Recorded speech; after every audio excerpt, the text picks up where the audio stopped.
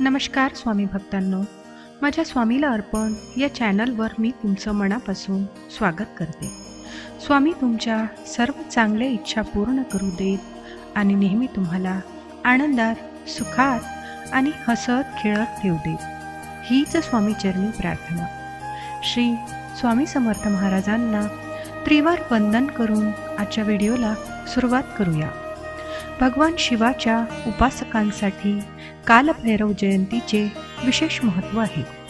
या दिवशी भगवान शिवाचे उग्र रूप म्हटल्या जाणाऱ्या कालभैरवाची विधिपूर्वक पूजा करण्याची परंपरा आहे. यावर्षी कालभैरव जयंती कधी आहे आणि पूजा करण्याची पद्धत काय आहे, चला जाणून घेऊया. दरवर्षी कार्तिक महिन्याच्या अष्टमी तिथीला मासिक कलाष्टमी व्रत पाळले जाते, ज्याला मार्गशीर्ष महिन्याचा कृष्ण पक्षातील अष्टमी म्हणून ओळखले जाते. यंदा कालभैरव जयंती 5 डिसेंबर 2023 रोजी आहे. या दिवशी भगवान कालभैरव अवतरले होते असे मानले जाते. भगवान शिवाचे उग्र रूप म्हणून भैरवाचे वर्णन करण्यात आले आहे. या दिवशी भगवान शिवाचे उग्र रूप म्हटल्या जाणाऱ्या कालभैरवाची विधिपूर्वक पूजा करण्याची परंपरा आहे. भगवान कालभैरवाला दंडपदी म्हणतात. कालभैरव हा दयाळू आणि देवाला प्रसन्न करणारा त्वरित असल्याचे म्हटले जाते, तर अनैतिक कृत्य करणाऱ्यांसाठी तो शिक्षा करणाराही मानला जातो. इतकंच नाही तर भगवान कालभैरवांबद्दल अशीही एक श्रद्धा आहे की कालभैरवाच्या भक्तांचे देवाने काही नुकसान केले तर ते त्याला सोडत नाही. कालभैरव जयंती शिवभक्तांसाठी खूप खास आहे, कारण या दिवशी भगवान शिवाचे उग्र रूप असलेल्या कालभैरवची पूजा केली जाते. असे मानले जाते की कालभैरवाची पूजा केल्याने सर्व शारीरिक व्याधी आणि दुःखांपासून मुक्ती मिळते. तसेच त्यांची पूजा केल्याने मृत्यूच्या भीतीपासून मुक्ती मिळते. भगवान कालभैरवांच्या नावावरून हे स्पष्ट होते की ते भक्तांचे मृत्यू आणि भय यापासून रक्षण करतात. हिंदू धर्मात कालभैरवाच्या पूजेला विशेष महत्त्व आहे. भगवान शंकराचे उपासक हा मोठ्या थाटामाटात साजरा करतात. कालभैरव जयंतीला कला अष्टमी असेही म्हणतात. कालभैरव जयंती कृष्ण पक्षातील अष्टमी तिथीला येते. ही अष्टमी तिथी 4 डिसेंबर 2023 रोजी सकाळी 9:59 सुरू होईल आणि दुसऱ्या दिवशी 5 डिसेंबर रोजी सकाळी 12:37 पर्यंत समाप्त होईल. कालभैरव अष्टमी तिथीच्या दिवशी सकाळी स्नान करून स्वच्छ वस्त्र परिधान करून व्रताची शपथ घ्यावी. त्यानंतर दिवा लावून भगवान शंकराची पूजा करावी. असे मानले जाते की रात्रीच्या वेळी कालभैरवाची पूजा करावी. कालभैरव अष्टमीच्या दिवशी मंदिरात जाऊन भगवान भैरवासमोर 4 मुखी दिवा लावावा. भगवान भैरवाला फुले, इमरती, जिलेबी, पान, उडीद, नारळ इत्यादी अर्पण करावे. यानंतर भगवान कालभैरवासमोर आसनावर बसून श्री भैरव चालीसाचे पठण करावे. पूजा पूर्ण झाल्यावर कालभैरवाची आरती करावी. आरती केल्यानंतर जाणून बुजून किंवा न कळत झालेल्या चुकांबद्दल क्षमा मागितली पाहिजे.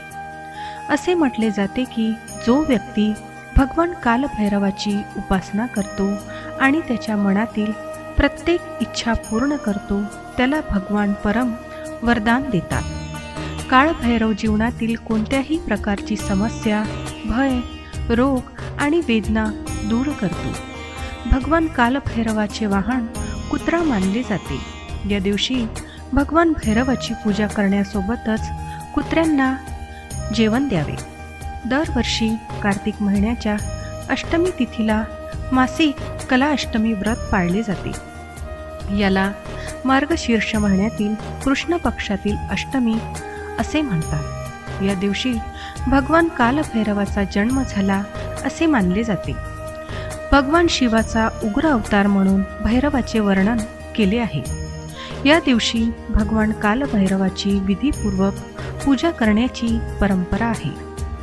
कालभैरव जयंती मंगळवारी किंवा रविवारी आली तर ती शुभ मानली जाते, कारण हे दिवस बाबा कालभैरवाला समर्पित आहे. हिंदू मान्यतेनुसार भगवान कालभैरवाचे वर्णन भगवान शिवाचे भयभीत रूप म्हणजेच रुद्र अवतार म्हणून केलेच आहे. कालभैरव अष्टमीच्या दिवशी भैरव बाबांचे नामस्मरण केल्याने सर्व नकारात्मक शक्ती दूर होतात अशी श्रद्धा आहे. कालभैरव हा भगवान शंकराचा अवतार आहे. ब्रह्मदेवाला सृष्टीची निर्मिती केल्याचा प्रचंड अहंकार झाला. अखेर त्यांच्या अहंकाराचा इतका अतिरेक झाला होता की तो अहंकार कमी करण्यासाठी कालभैरवाने त्रिशूळाने ब्रह्मदेवाचे 5 पैकी एक शीर धडापासून वेगळे केले आणि या पृथ्वीवर ब्रह्मदेवाला पूजेत विशेष महत्त्व दिले जाणार नाही असा श्राप कालभैरवाने त्यावेळी दिला.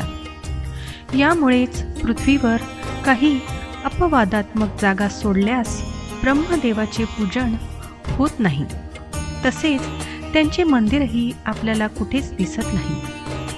शंकराचा अवतार असलेला कालभैरव हा 4 हातांचा आहे. त्यांचे दात तोंडाबाहेर आले आहेत. कालभैरवाच्या एका हातात तलवार किंवा फास किंवा साप, तर दुसऱ्या हातात कवटी, तिसऱ्या हातात डमरू आणि चौथ्या हातात त्रिशूळ आहे.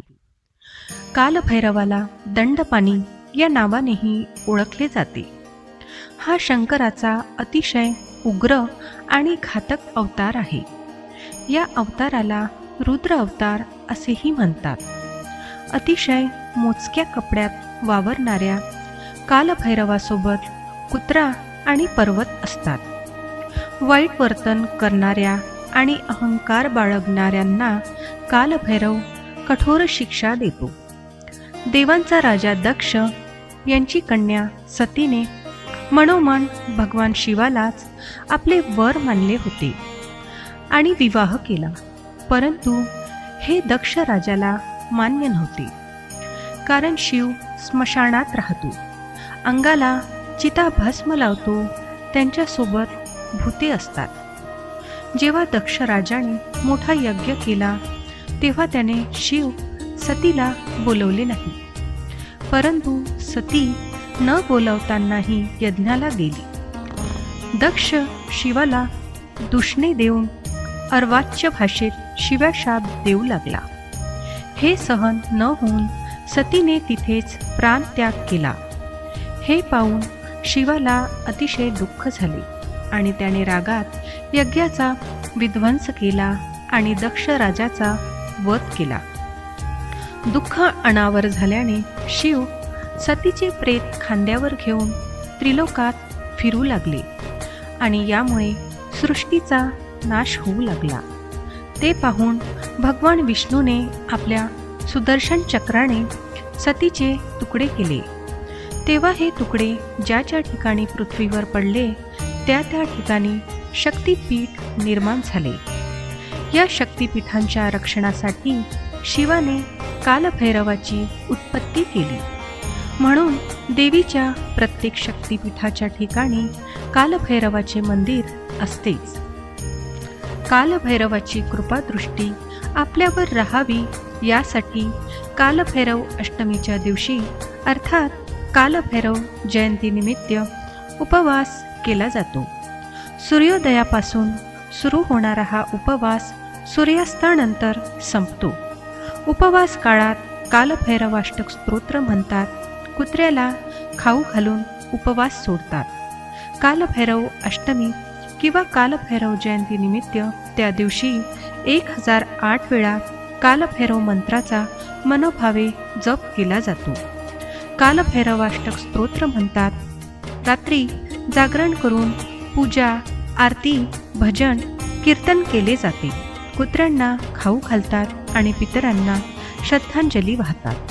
तसेच कालभैरवाष्टक स्तोत्र पठन केल्यास तुमच्या घरात सदैव सुख शांती आणि समाधान नांदते. श्री स्वामी समर्थ. जय जय स्वामी समर्थ.